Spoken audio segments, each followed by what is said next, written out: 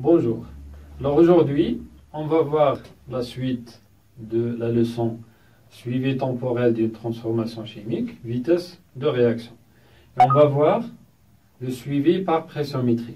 C'est le suivi par mesure de pression.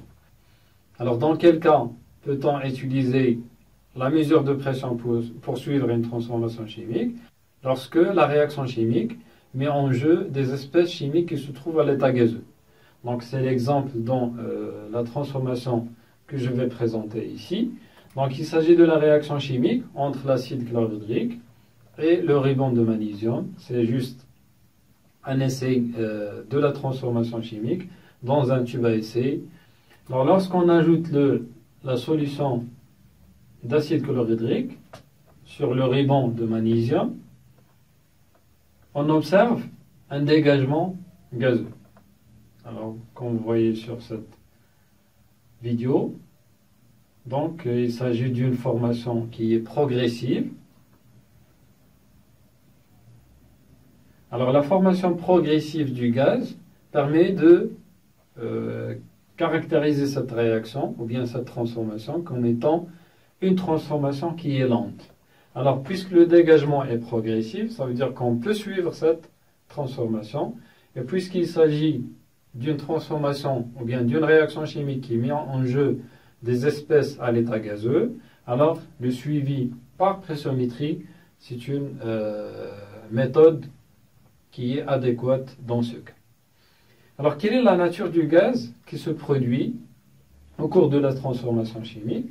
Alors, puisqu'on a mélangé l'acide chlorhydrique qui contient les ions H+, ou bien normalement les ions H3+, parce que dans les solutions aqueuses, les ions H+, seront captés par la molécule H2O et se forment l'ion H3+. Mais pour simplifier, on va considérer que l'acide chlorhydrique est constitué des ions H+, et des ions Cl-. Alors, puisqu'il s'agit d'une réaction entre les ions H+, et le magnésium, on peut prévoir la formation de dihydrogène. Et pour mettre en évidence la présence de dihydrogène dans le gaz qui se forme, on va réaliser ce test.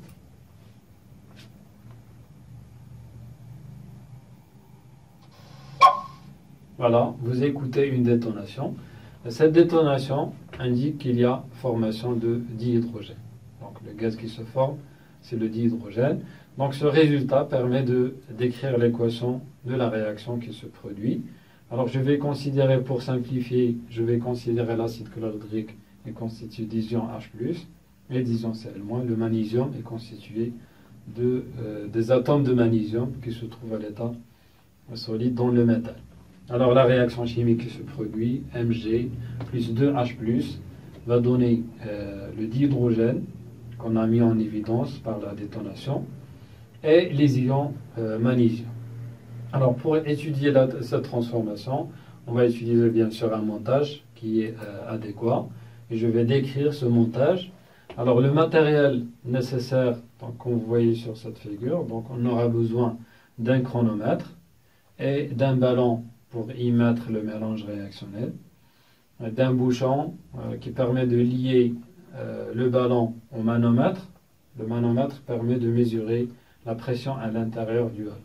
Et pour maintenir la température constante dans le mélange réactionnel, on va utiliser un cristallisateur qui contient de l'eau pour maintenir une température constante. Le mélange réactionnel est constitué d'une solution d'acide chlorhydrique de concentration C égale à 2,5 10 puissance moins 1 mol litre moins 1. Et on va utiliser une masse de magnésium qui est égale à 0,02 g. Je vais présenter normalement une simulation de cette transformation. Donc je vais présenter un protocole expérimental permettant de suivre cette transformation au cours du temps, bien sûr par mesure de pression à l'aide d'un manomètre.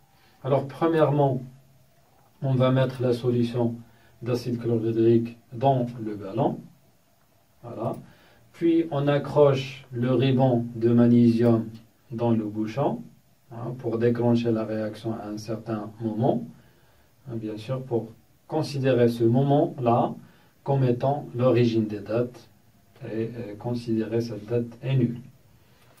Alors puis on ferme le ballon et vous voyez que le manomètre indique une valeur de pression qui est égale à 1036.